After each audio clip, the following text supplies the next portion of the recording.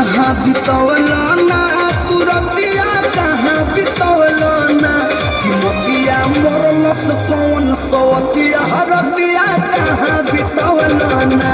बता दो सिलवा रहे मोतिया रतिया कहाँ बितवलो ना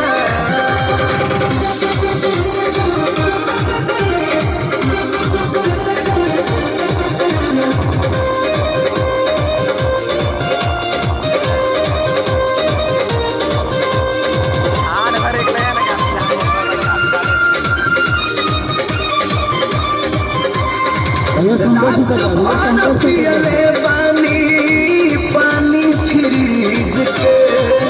अपने से ठंडा कोइले पानी अपना चीज के रात भर पियले पानी पानी फ्रिज के अपने से ठंडा कोइले पानी अपना चीज के कहाँ बितवलो ना ए बलमुआ कहाँ बितवलो ना कहाँ बितवलो ना ए सजनवा कहाँ बितवलो ना मन करे कारी नतिया रतिया कहाँ बितवलो ना नतिया मरलस कौन सवतिया रतिया कहाँ बितवलो ना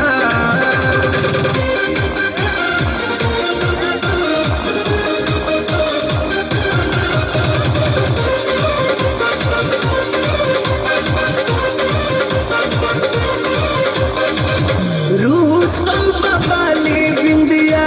नींद नइखे आई काल्हू के जुदाई हमसे नइखे सहाई जी रूसल बबाली बिंदिया नींद नइखे आई काल्हू के जुदाई हमसे नइखे सहाई कहाँ बितवलो ना कि रतिया कहाँ बितवलो ना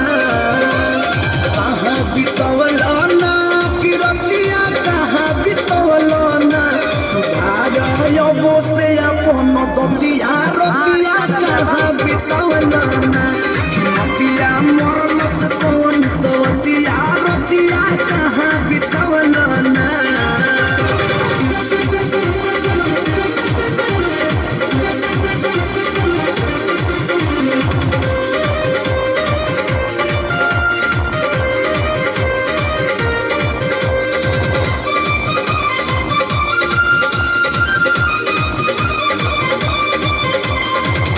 रात भर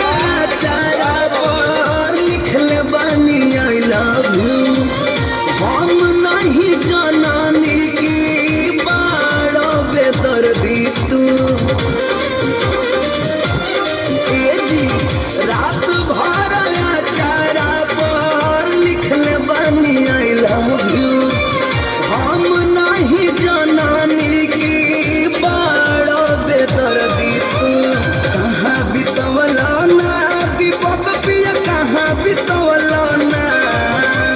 कहाँ बितवलो ना ये दीपक पिया कहाँ बितवलो ना शंकर माफ न करब गलतिया